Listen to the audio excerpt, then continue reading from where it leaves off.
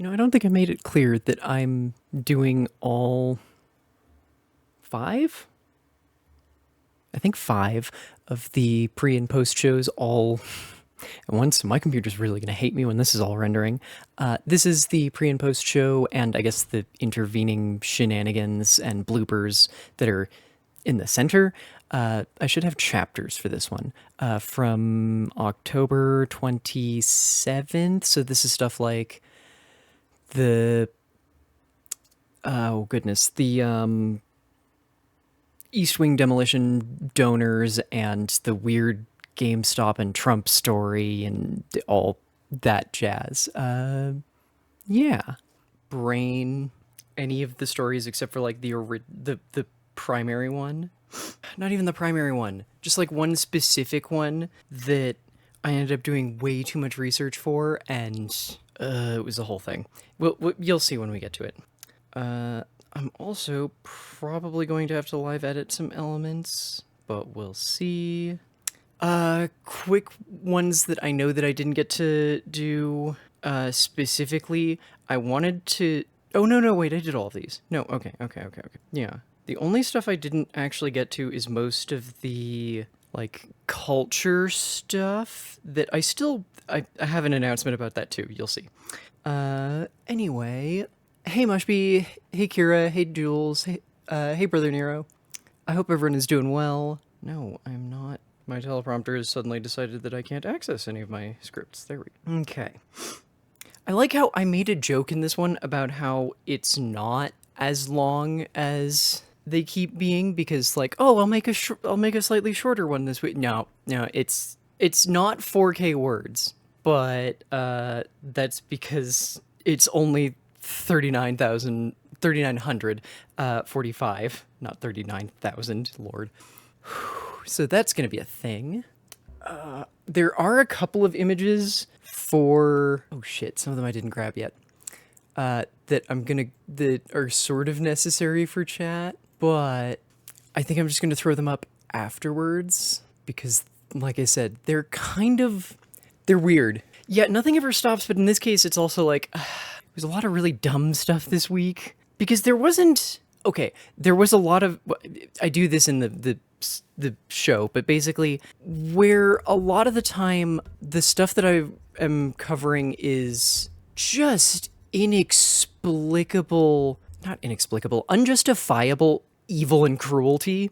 This week is still some of that, but it's more of like the sort of background radiation of evil that you just sort of get from an economic system where the producers of goods and labor don't profit from that. So it's still evil, but it's definitely it's a lot harder to blame a specific individual for it, I guess, or to call out a specific individual for causing as much of it, or a series of individuals, or even, well, I mean, it is a power structure, but I don't even want to go with baseline because it's not. It's just the background radiation evil of existing in our economic system, as opposed to like everything constantly happening with Department of Homeland Security forces throughout the country just beating, kidnapping, and literally now on a semi-regular basis shooting at people. This week still had some of that, but most of it was just like the most evil thing this week is the fact that Snap and Wick are expiring on the 1st of November. And there is an emergency slush set up specifically for that the Trump administration has openly said we will not be pulling from it to help feed the 40 million Americans. 1/8 of USians rely on Snap for food, which, do you know how fucking hard it is to actually get on Snap? When I was working as a goddamn line cook, I made too much money to be on Snap. Do you even get how little money that means 1/8 of the US population is making?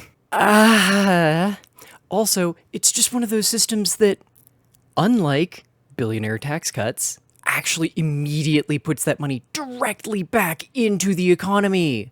Because, like a universal basic income, it's just giving people money that they then put back into the system so that they can keep living. Because, unlike hoarders of wealth, like billionaires and like millionaires, most people spend their fucking money to buy intangible or sometimes very tangible immediate needs like food, rent, and goddamn transit. Like, it's I also have this in the story, but hey, if you're in a better off place, food banks prefer cash donations to food donations. Not that food donations are bad, but just anyone who buys food on an industrial scale can get better deals than you as a consumer can. That's just the way that works out.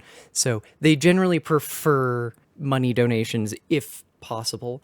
However, what cannot be understated is the difference in, frankly, humiliation between SNAP, which, despite the derogatory reference to calling it food stamps, is now just a card with money on it that you spend, where you can just go to a grocery store and buy food like everyone else. So there is no torment, I suppose. There's no mocking you for being poor that comes with food banks, or and not even like direct people doing that, but just we all live in a society, and that society, unfortunately, is capitalistic and shames people for not being well off.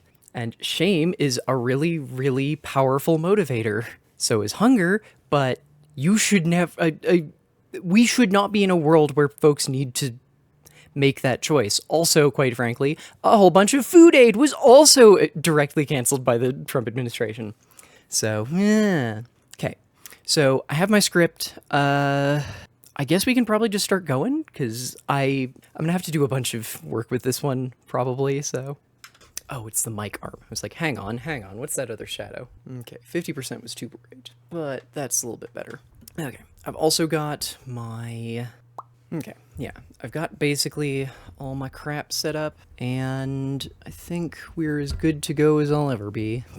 I'm trying to get like a good, consistent angle just so I can stop futzing with this all the time, but I think that'll have to do. Okay. I try and place this somewhere where it's like at least slightly visible, but okay, let's do the thing. Since Monday the 20th, the price of the Dictator's Ballroom, which has... damn it! CNN has Oh, actually, one thing before I jump to the next story. I do want to say, the strategic crypto reserve thing is weird because technically the US is the largest holder of Bitcoin, specifically Bitcoin, but we didn't actually buy any. All that happened was that the US government essentially acknowledged and decided that they're allowed to use and or spend, although they're not, what is it? I think it was 198,000 Bitcoins that essentially different regulatory and law enforcement agencies have, what's the word I'm trying to think of, confiscated as part of ongoing investigations and things. So it's just going, we're going to publish how much cryptocurrency the US government holds. Anyway, effectively, since that announcement, the US government is sort of backing the price of Bitcoin specifically, and it's raised a lot since then. Also, if you're curious about the Trump meme coin, it launched at... Basically, there was like one flashing second where it was for sale for, or where they were selling for like somewhere between $74 and $76 a coin, and there are 1 billion coins. However, they only released 200 million of them, so Trump still holds, technically, two Trump companies still hold 800 million coins, but the 200 million that were released were all bought up, and for somewhere in the range of potentially as much as $76 a coin, but closer to like $30 and $40 a coin. That's still at current price, which it's currently only worth like $6. That is still more than $1.25 billion directly in Trump's personal fucking pocket. What the fuck? Anyway, next actual story. I'll say, hey, Nobuyuki, how you doing? Also, Jules, you're right. That is very silly. That I don't think no one has said Happy Muttday. That's very silly. Thank you for being the first one to do it. When I forgot, I don't remember how to pronounce that word off the top of my head. Oliver, do not chew on your fucking leg. The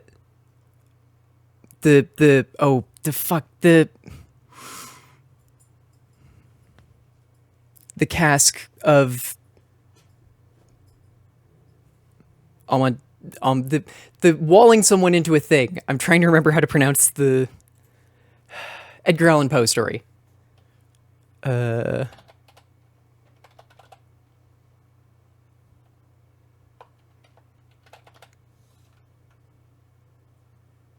Well, I'm only talking about the dog that I'm... Yeah, oh, that was the other thing that slowed me down. Yes, I'm just trying to remember how to pronounce it. And also maybe wrote it down wrong. No, okay, no, I didn't. Amontillado. I feel like that's wrong, but okay, Amontillado. So it does actually just... I feel like that's the American dumb pronunciation, but okay. Also, hang on. Well, that one was up there. This is a picture of the actual ballroom. Or, sorry, this is a picture of the render of the ballroom. That the weird house one, which I think is one of the only ones that isn't a digital render from them.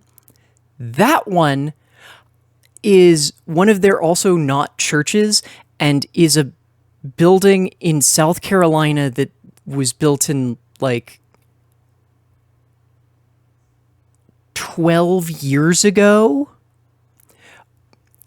But like, seriously, this is literally their entire website. None of those are links or anything. It's just that. Isn't it Amontillado? I thought it was Amontillado. Okay. It reminds me of the rooms my sister would make in The Sims when she was feeling creative or bored. When Amontillado,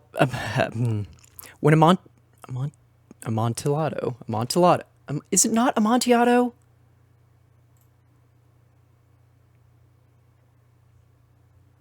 Amontillado? Okay, whatever.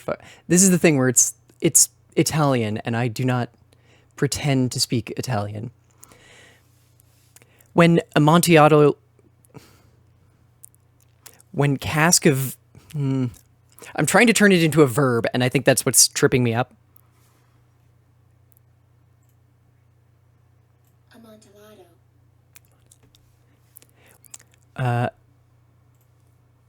Besides the browser source, hang on. Let me go grab you. This is going to be way too large. I can already guess it, but... Let me go grab you the... I had to go get this from the Daily Beast because not enough folks actually covered this one. But... Oh, this is going to cover me. This is why I didn't want to... Like, this is so ridiculous. So yeah, there's this... This is the actual design that they made a model, and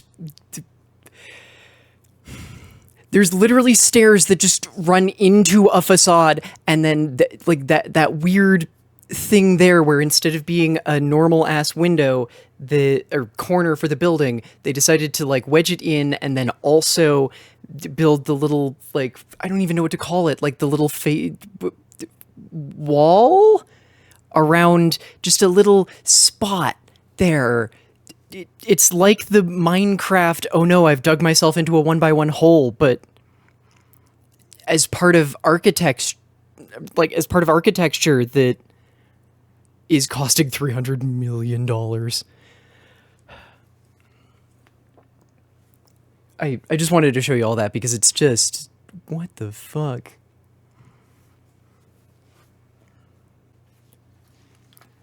I don't personally think that Plattner is a plant or anything. I think he's just someone who has not. I'm giving him the benefit of the doubt here. But I think he's just someone who has not grasped that, yeah, you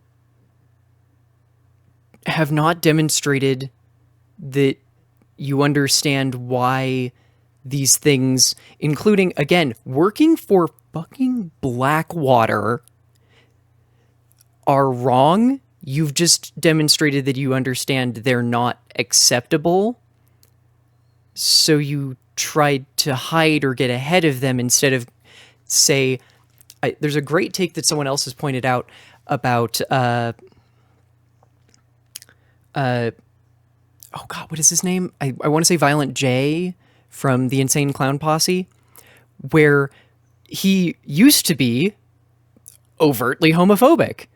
And he had an interview, I don't remember who the interview was with, but he has an interview where someone asked him like about his previous homophobia, and his answer was one of the more enlightening ones that I've seen from someone who goes by Violent J and represents the Insane Clown Posse, which was, I tell my daughter to tell people who ask her that her dad was an idiot, and he eventually learned to not be a fucking idiot. And that's just it, is instead of going, oh, I didn't know it was a Totenkopf or any of that crap, is just to go, oh, well, one, don't keep it on your fucking skin for almost 10 or almost 20 years, but also acknowledge that, yeah, I was wrong and I was stupid and I changed. Like, that's all you actually have to do. He had a photo up with a neo-Nazi running for the Bangor City Council, said, we have a lot in common. That, look, again, given a lot of the stuff that I've seen that he's specifically said on Reddit, I don't think he's a plant. I think he's just a liberal who doesn't understand how far he is. Violent J's daughter is a furry and he's quite supportive. I had no idea about that. That's cool. I knew for sure that, like, he has improved significantly because, again, yeah, the Insane Clown Posse is technically Christian. Like, they're I don't know how to classify their music because it's not something I've ever personally listened to, but I know that their music is technically Christian, which also makes it a little. Hey, does anyone else remember Inside Job? It was a Netflix series that it had the usual kind of shit adult animation that we started getting post Rick and Morty, but a little bit better than that. And while aggressively straight, it was generally surprisingly fun. And one of their better jokes was about how one of the secret societies, because their whole thing was basically it was doing the Deus Ex thing where, what if every conspiracy theory is true, except take it even further, and in their case, play it for comedy instead of just... I don't even know what to say Deus Ex was playing it as, but you know what I mean. They played it for comedy, and one of the secret societies they had running the world on top of the Illuminati, the like shadow government business that the show followed, the lizard people, which they mercifully stepped away from the fact that that is actually a anti-Semitic.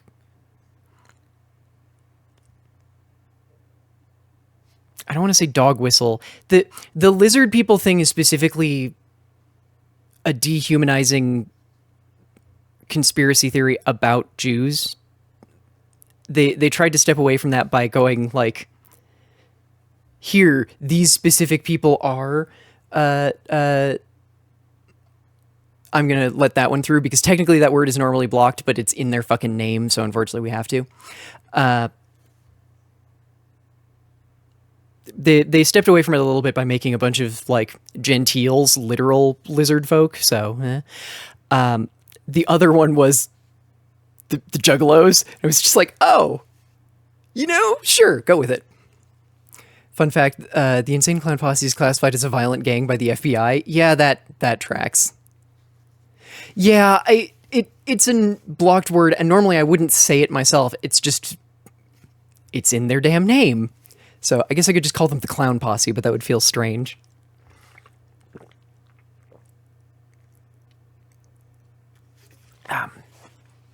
Okay, back to news stories, or yeah, ICP. The problem is that Jules has gotten this in my head, and she's right, but I try to only use acronyms after I've already said what the thing is. I'm not doing that with Snap for a specific reason when we get to that story, but yeah. Because part of the in-circuit programmer, see, and that's part of the issue is that every single 3-letter acronym is used for a bunch of different things. Okay, let's get back to the actual stories. I wish I had managed to have this script done earlier because I've been trying to do cold run-throughs of them more so that I can look to camera more without having to keep looking back at the teleprompter, but it's the issue of also not having a teleprompter that like attaches to my camera, but and that chaos needs a way out of our brains before it drives us mad. So some saw this picture taken by Timbolt Camus. Naturally,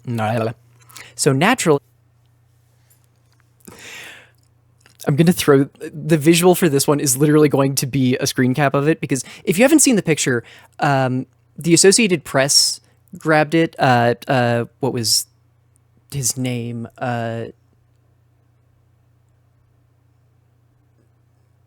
Thimbolt Camus? I'm guessing it's Camus.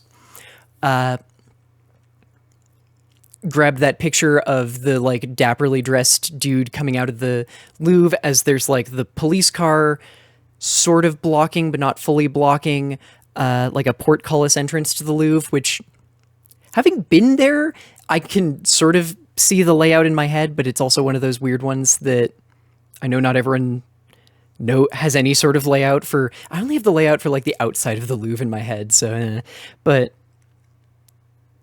like it's folks coming out of one of the entrances that has like, there's a portcullis that was probably intended to be lowerable when it was originally built, and they're coming out of like a side thing for it, and the police car is blocking most of the primary path, and there's just a couple of cops like leaning against the car, and there's like a dude's shoulder in frame, but dapper guy is at the front of the group leaving the building, and everyone just lost their minds about it. It was very fun and goofy.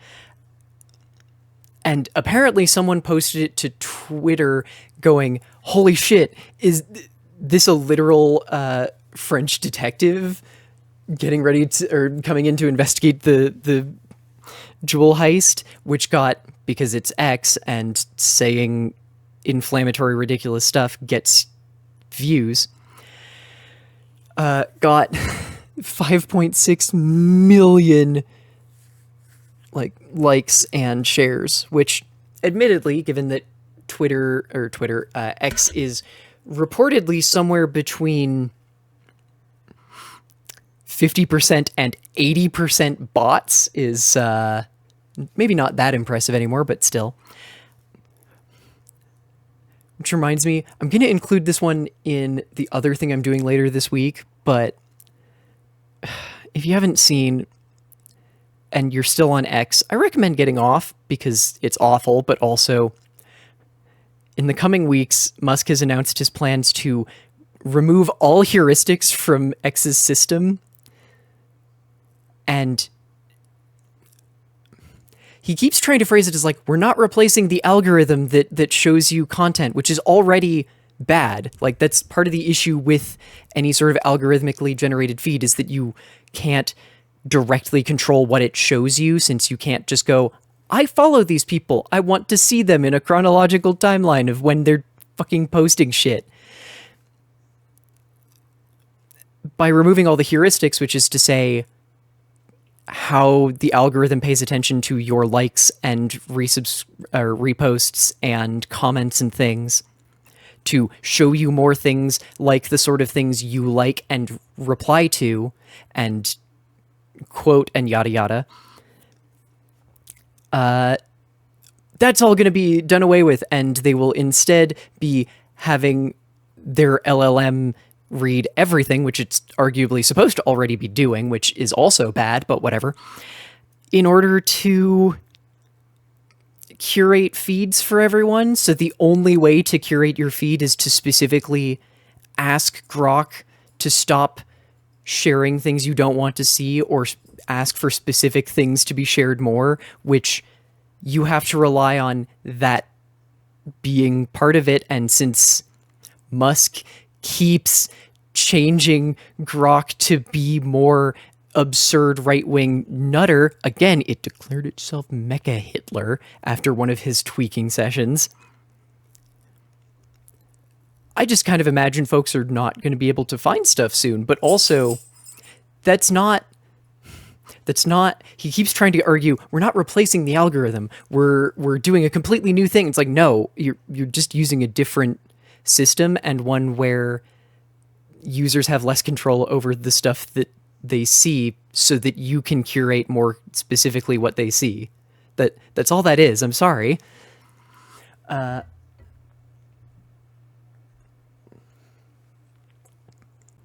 didn't notice, but I'm seeing it now. Yeah, he's just...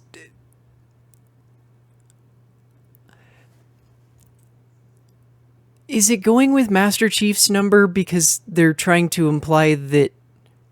Okay. It's very clearly an AI-generated image, so I'm not even going to say that it's because they're trying to imply Trump is Master Chief or anything of that sort. I'm honestly just going to bet because most of the images fed into whatever LLM they used to generate this image were of Chief, and therefore have his number on it. Oh, wow, that's dumb. Anyway, yeah. Also, I was serious about the, like, spinning off Pet Play as its own show, because there was so much gaming shit that I just wanted to cover, and it feels weird to throw it in with the fascism and other stuff. Again, mostly just because it was less time sensitive. So that night I got dragged off by a werewolf, the mermaid from Far... Damn it, I always do that when I always try to say Far Harbor instead of Frigid Harbor. One way or another, give Autumn's GoFundMe and itch bundles a look... Damn it. One way or another, give Autumn's GoFundMe and itch bundles... I wrote this wrong, and it's not grammatically correct.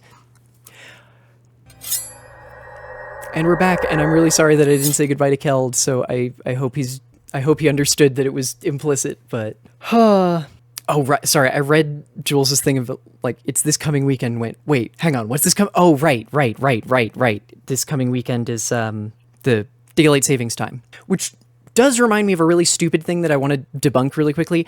There's this isn't necessarily like a conspiracy theory or even like necessarily wrong, but there's this idea that daylight savings time is literally not lethal, but like increases your chance for certain. There's an idea that daylight savings time is dangerous and increases the likelihood of folks dying for a couple of different reasons. But it's one of those, no, correlation does not equal causation, because what's actually happening is that the day that gets an extra hour added to it by pivoting between daylight savings time or not has an extra hour of time for folks to perish from usually things that were going to kill them kind of anyway. So stuff like cancer, heart-related issues, a lot of stuff that can be construed as a result of stress, but in almost every case is just, no, the day that gains an extra hour looks like it has more deaths, specifically because it gained an extra hour in which people died. I just wanted to throw that debunking out there real quick because I recall it popping up for ages and ages and occasionally getting shared. So it's one of the things that just mildly annoys me more than anything. So I need to get all my crap done. I realized while I hate this so much. I realized while I was writing the script that I've been doing kind of a goofy thing to make my images work, wherein basically my editing program does this kind of fun thing that I actually quite like, where it keeps checking the images saved locally on my computer. So when I've been doing like the Muttday Morning News images, I just name all of them a number. So it's just like Muttday Morning News image number 1 through however many. And if I save a new version of it, say because I did this week's stories, it'll replace that, and my video editing program, because it's constantly checking, goes, oh, cool, I'll just replace the existing number 1 with this one, which is great, but also means that I've been making so much more work for myself because I realized, wait, I can just have the base background image and loop the footage, I guess, or not. I can make a single image as like the background, and then just do the text in the editing program instead and make my life so much easier. And I feel like such a dumbass for realizing that only just now, 12 weeks, 3 months into doing this show. But hey, it's fine. Again, holy crap, thank you all so very much for supporting this ridiculous thing I've been doing now for 3 months.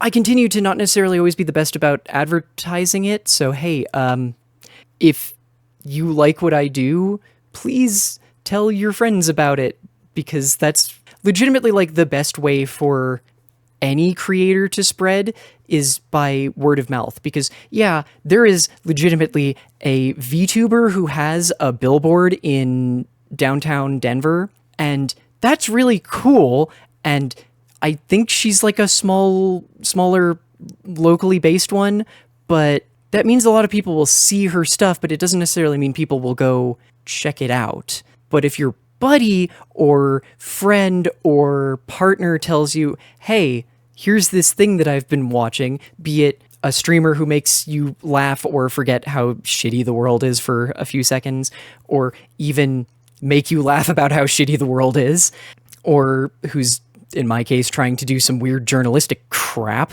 that you like and you share it with those people, that means a lot more. Even if they don't end up checking it out, it's still just, personally, that means a lot more to me, because that's someone willing to share the crap that I do.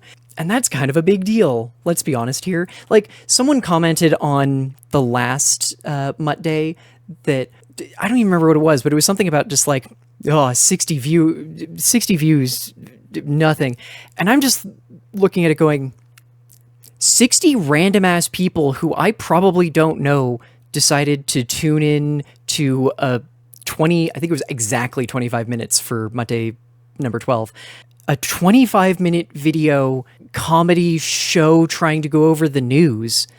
That's astonishing. Can you even believe that 60 people would sit down and willingly listen to this? Like, I mean, I hope that most of you can, but personally, I'm just imagining 60 people wanting to gather around and listen to me is kind of ridiculous. It was also kind of ridiculous when that view count doubled within like a day of that commenter, but which, hey, yeah, reminder that if you're watching on YouTube, I guess this will technically in the post show, but I'll throw a thing in too.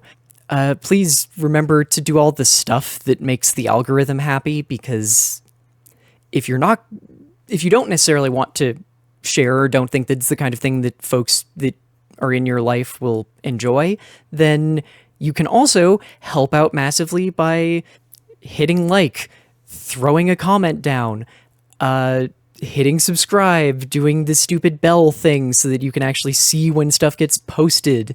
All of that.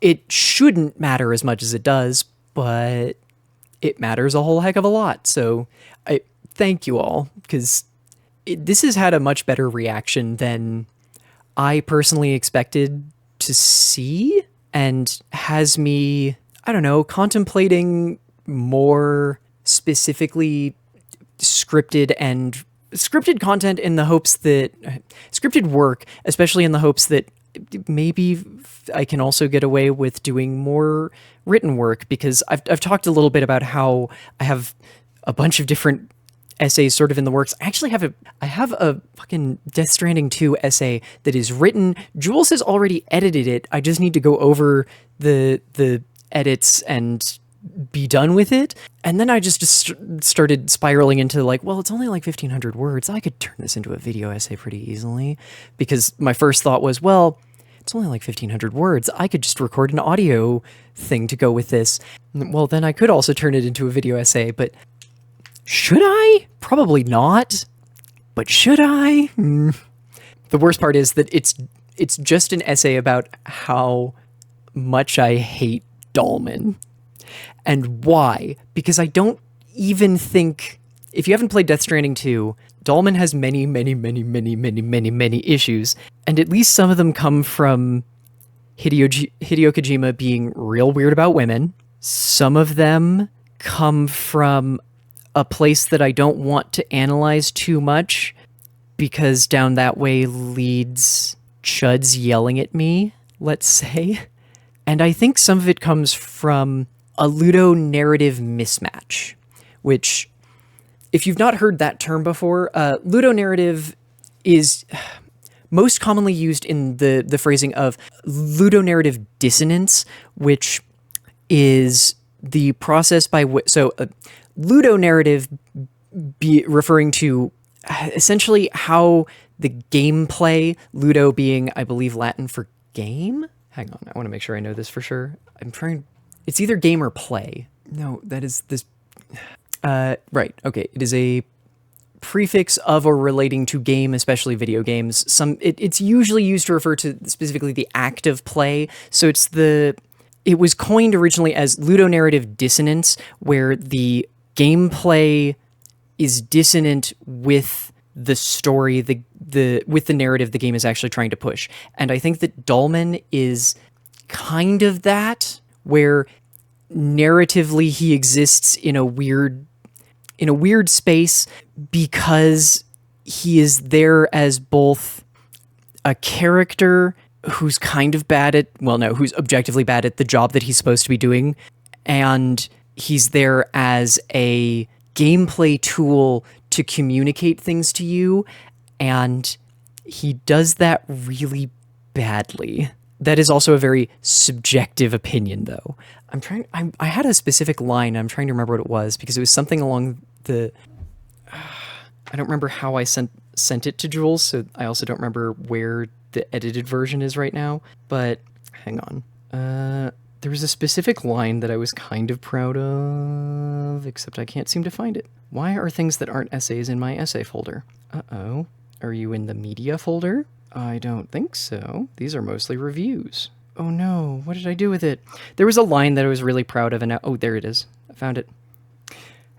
Sorry, I just want to say this line because I was really proud of writing it.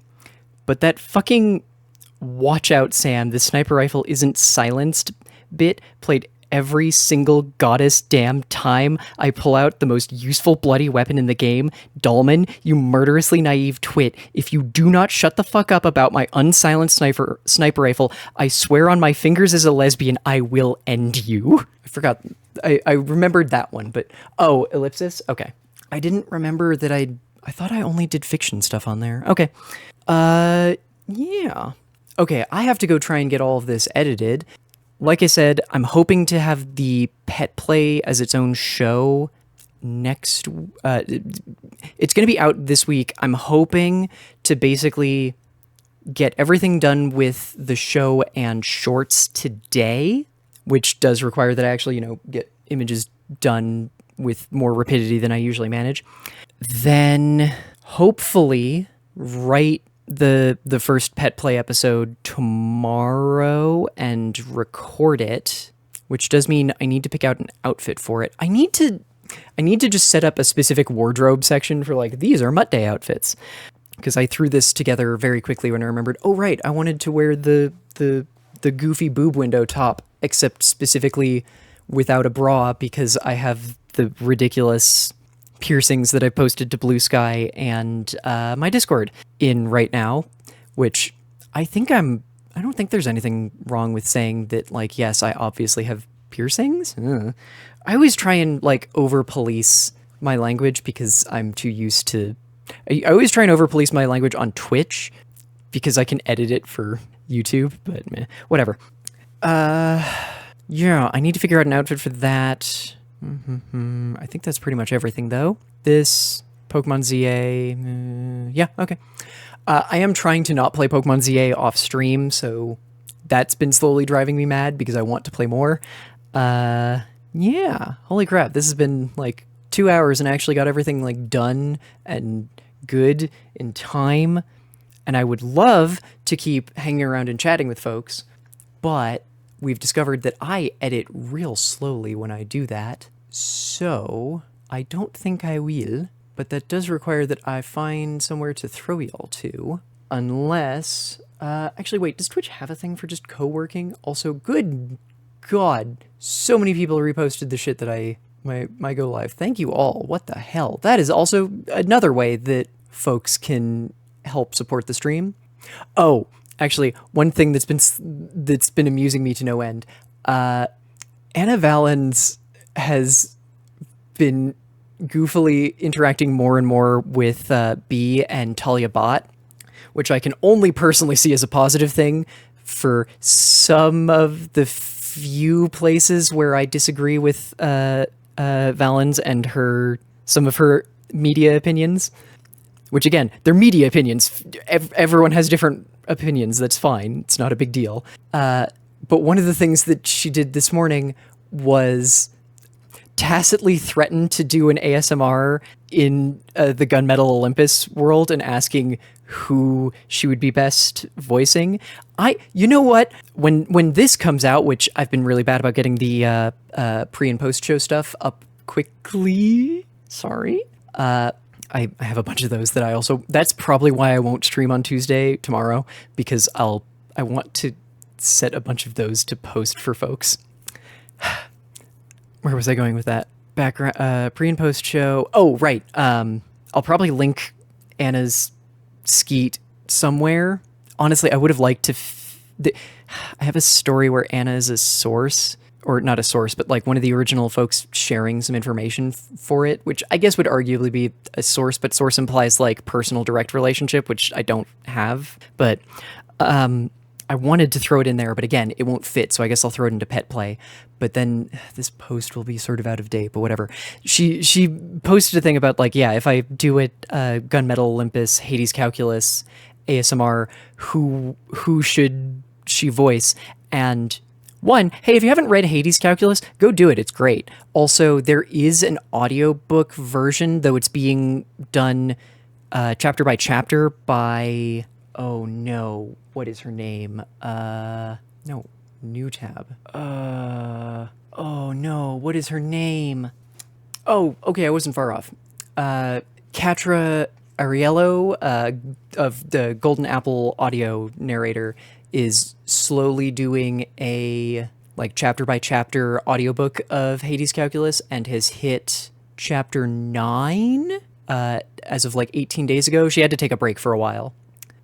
So also very, very good. But Anna specifically was asking who would be best for her to do for an ASMR. And just if you have read or listened to Hades Calculus, I'm just going to say right now, Demeter.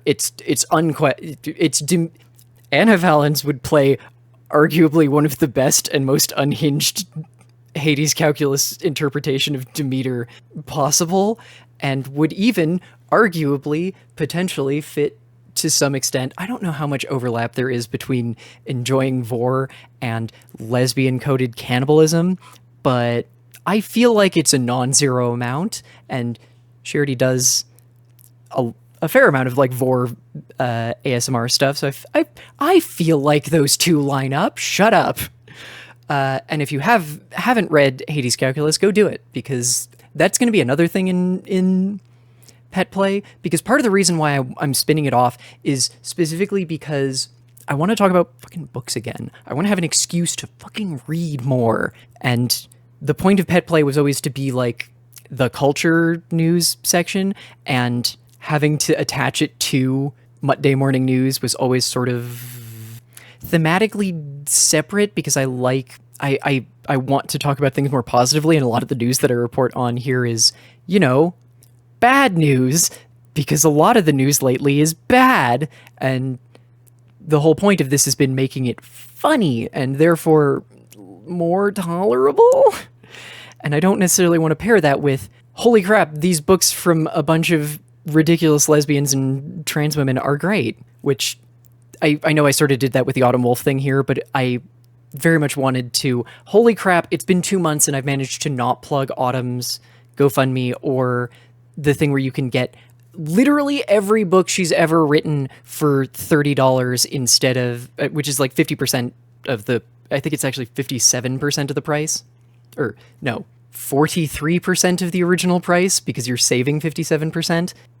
Can you tell I'm bad at math? Look, I've never pretended to be a math gay or a math autistic. Math autist, that was dumb.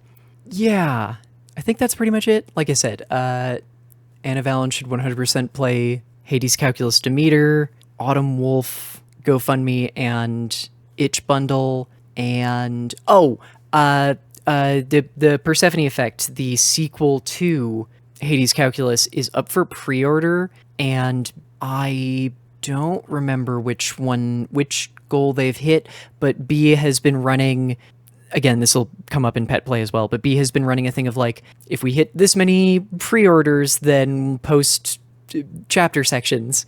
So, yay.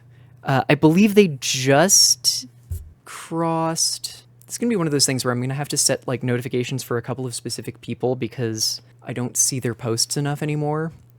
The problem is I don't actually want all of B's posts, because a lot of it is her actually quite correct anime opinions. I just don't care that much.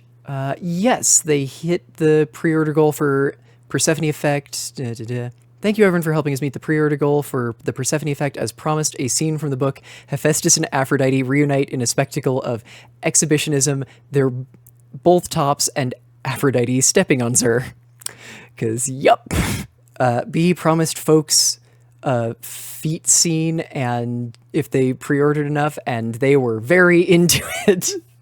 I know there was at least one other pre-order bonus scene, and this is what part of why I was like, I don't have time to include all of this in a pet play show on its own, or in a pet play mixed in with Muttday Morning News, because it's so research intensive. Let's go with that. Also, thank you very much for the new follow on Blue Sky. Also, I need to read the now available clip, which also reminds me, I believe Persephone Effect, sorry, this is all stuff I will cover in pet play, but now I'm just feeling silly about it. I believe Persephone Effect specifically comes out in... Right, I remembered this because it broke me a little bit, because Persephone Effect is coming out January 29th, while Gender Phantom. No, you piss ass. Gender Phantoms, which is the release name. Hang on. I thought it was Gender Phantoms. Hang on. What the hell is, what I, sorry, this is gonna drive me nuts. I don't think I misspelled any words there. Oh, the name changed. Ah, that makes sense. Okay. Okay, this takes this takes explaining. Talia Bhatt, who is a Indian trans woman, and I would say probably a feminist who writes a lot of essays dealing with trans perspective on feminism, and arguably an aspect of radical feminism, which does not mean inherently transphobic or even inherently bad.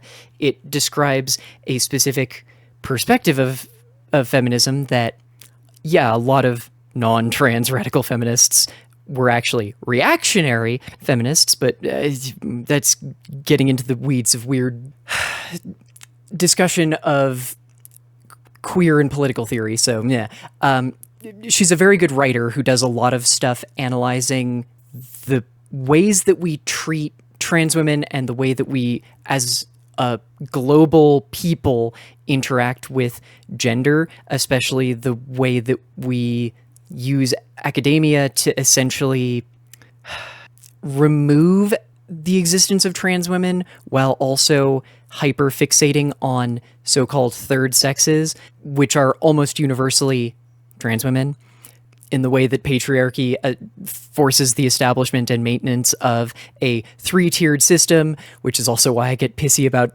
ABO, because it's just applying patriarchy to a queer space that is also inherently transphobic as a way of focusing on a breeding kink, but that's neither here nor there.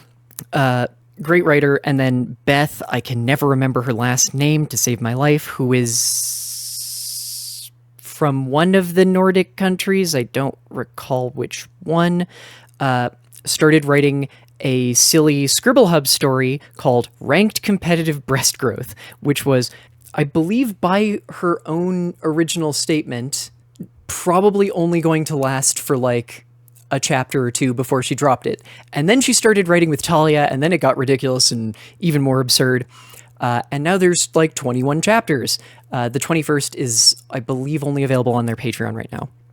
And it's also coming out as a book on, oh goodness, what day?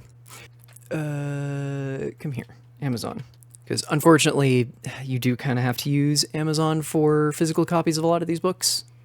And it might not be coming out anywhere but itch.io, actually. Yes, okay, it is coming out on... Wait, that's aggravating. It says it was published on July 13th, except that no, it wasn't. That's when you posted it to...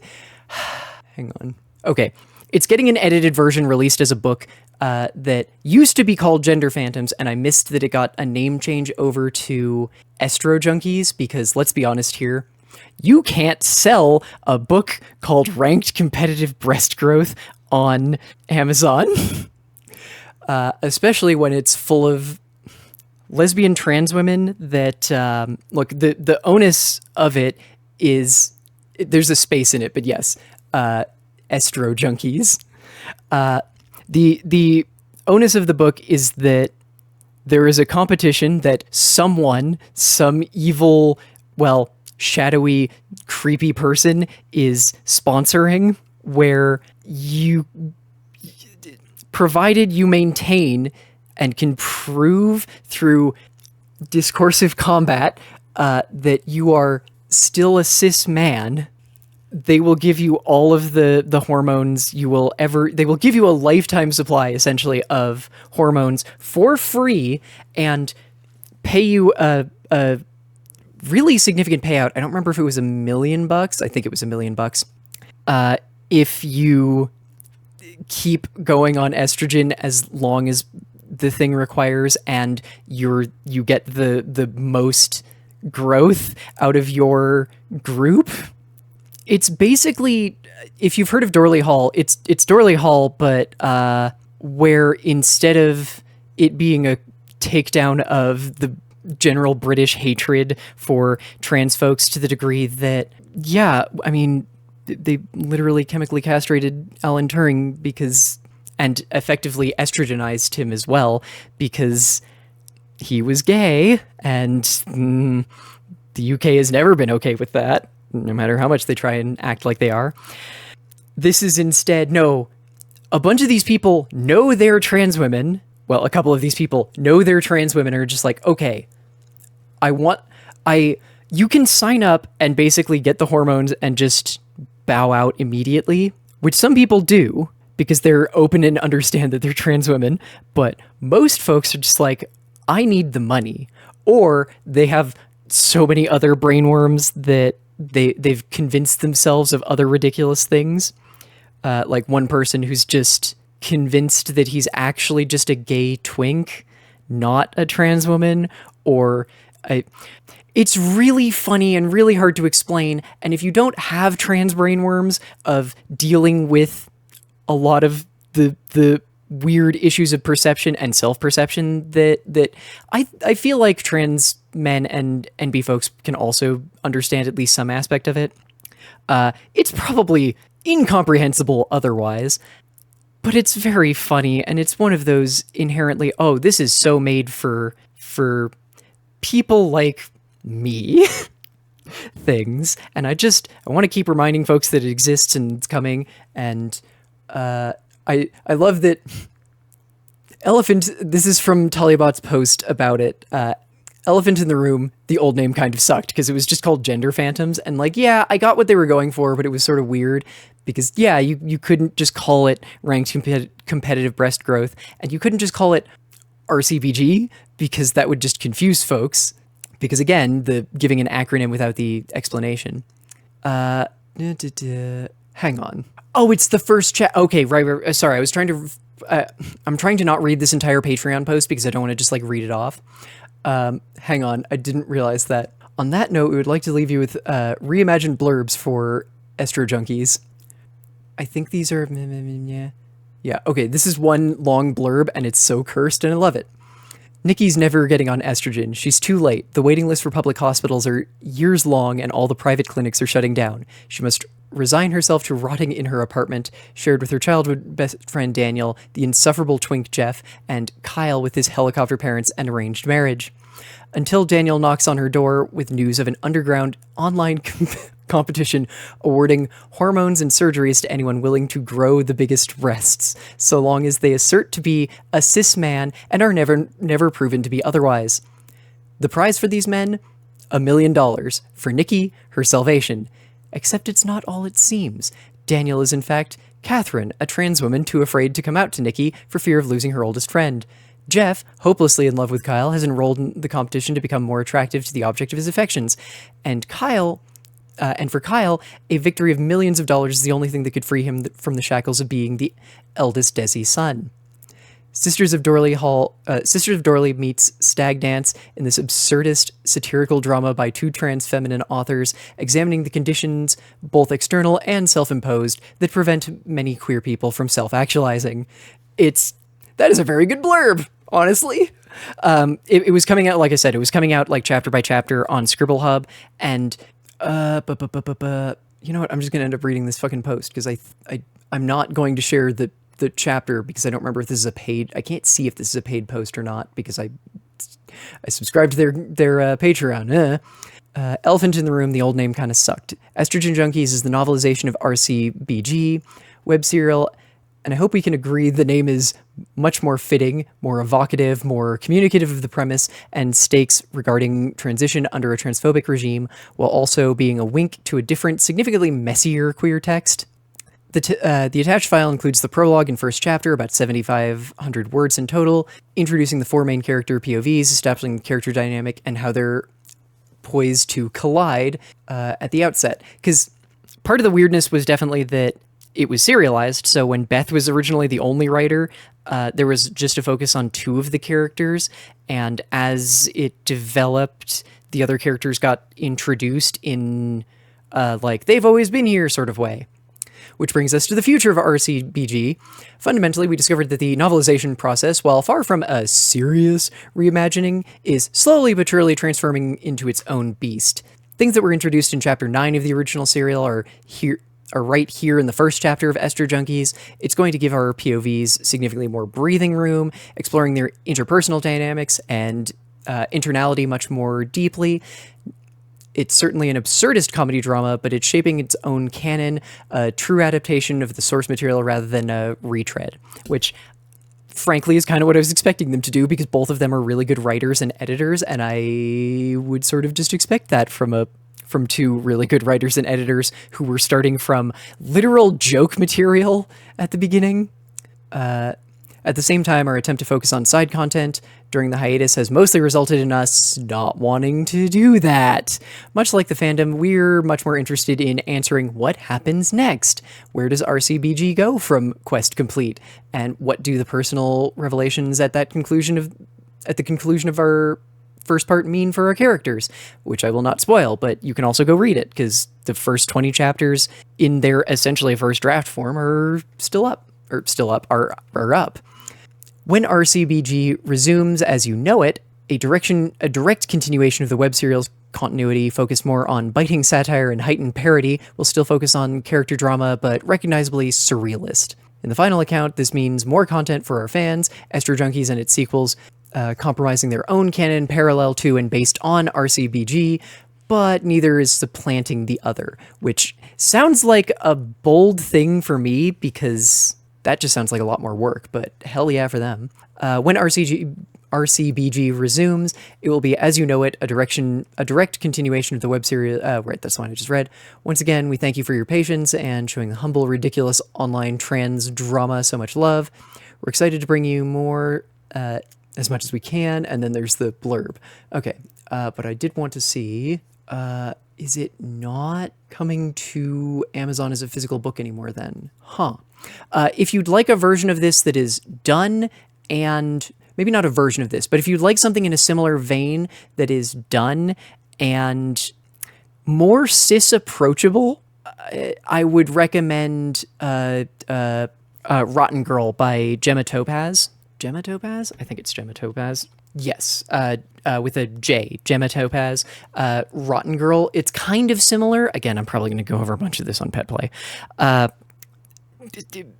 It's similar in themes. In that case, it's a character creating her own series of issues, because she's a trans woman author who wrote a book that she actually wanted to write and no one read it, and while trying to make money, decided to basically, I'd say, become a fujoshi, except that instead of that, what she actually does is just start writing as a dude and writing a male romance, and the series of issues that arise from not wanting to admit to doing that.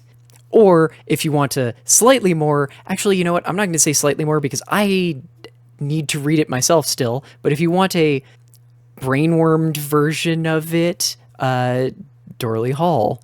My understanding is that RCBG is a lot more focused on the way that, especially being chronically online, messes with a lot of us. Not even necessarily in a bad way, but definitely in some bad ways. Than Dorley necessarily is, but hey, whatever floats your boat. Anyway, like I said, I need to go edit this thing, and I've now managed to kill another half an hour. And yeah, I feel like I had a follow-up there, and it's gone, because one of the other reasons why I was a little bit slow for starting the stream was that I needed to take meds, and I also needed to give the dog-shaped dog meds, and he's just always the most fun about taking meds, so. But that also means that my Adderall is finally kicking in, because it takes an hour or two for it to really get going. So now I'm like this. So yeah, I'm going to go get some editing. I'm going to go edit this as much as I possibly can, as quickly as I can. And then I guess I'm also going to start scripting Pet Play. Now I also have to decide if I want Pet Play to be a Muttday morning news show or segment, or We'll see. We'll see. I'm overthinking it because I like the idea of having like shows so that I can pigeonhole things for myself. It makes it easier to like contemplate what goes where, which was part of the issue with scripting this one, was that I ended up with massive writer's block because so many of the things that I was looking into were elements of the East Wing destruction thing that it's like, okay, there's so much information about this, but I don't know if I can use all that much of it because it's fascinating, but I kind of doubt that most of y'all want to go down the weird rabbit hole of architectural periodicals that I but ended up digging through for some of my quotes and things like that. That's where I found some of the stuff like the Harry Truman quote and Harry Truman? The President Truman, I can't remember his first name. The Truman quote about gutting the White House and the cost of it and such. As well as, I'll remind you that I'll throw the image up on screen for the edited version, which, by the way, hey, if you're new here and don't know that the edited version will go up on YouTube, it will over at, I want to make sure that my YouTube URL is what I think it is because it might not be. I also need to I need to redo my channel trailers because they're both very old and very wrong. Oh yeah, it is youtube.com/@fenoflore because they started doing ats at some point on their URLs, but yeah. Okay, yeah, edited version, YouTube. Meds making my brain extra weird and bouncy. There was definitely something else here before I kill the stream. Crap, what was it? Oh, it's totally gone. Oh, it's just totally gone. Okay, cool. Yeah, I'm gonna go edit the actual news bits from this and be back soon with the culture show, sub-show, who knows. I'm gonna throw y'all over to somebody. Oh, there's a bunch more. Right, this was part of the reason to just keep going for a little bit, is that when I was looking at folks to throw to initially, there weren't that many. So now there are more, but I'm just going to throw y'all over to... There's actually so many. I'm going to throw y'all over to Queerly Bee because they're doing Stardew, and I don't know, hang on. They're down as doing Stardew, but are currently just chatting and like wait, swamp? Is there a swamp in Stardew? What? Huh. Oh well. Can you tell I haven't played Stardew in a damn minute? Anyway, like I said, I'm going to throw you all over to Queerly Bee. Thank you all so very much for joining me and dealing with my weird ramble at the end of the show here, as I mostly just went over some of the stuff that I'll be talking about in Pet Play later this week, although there will be a bunch of video game news tied in with that too, because there was a bunch of really dumb video game news this week, and I miss covering that, quite frankly, and it feels just a little hard to cover video game news in the same breath as a dictator stealing or denying access to food for 40 million Americans. There's no way that I can connect those two and not make the condemnation of the suffering feel cheapened somehow, I'm afraid, so... Anyway, thank you again to April, Fragile Paper, Manfred, Pinball Witch, Pimento, Yalkin, Rose for supporting the stream. I literally could not do this without all of you, so thank you so very much. And I will see you again very soon. Worst case, Wednesday. Wednesday? Yes. Wednesday for Pokemon ZA at 12 p.m. MDT. Have a great day, night, whatever time zone it is for y'all, and enjoy Queerly Bee. Bye, y'all.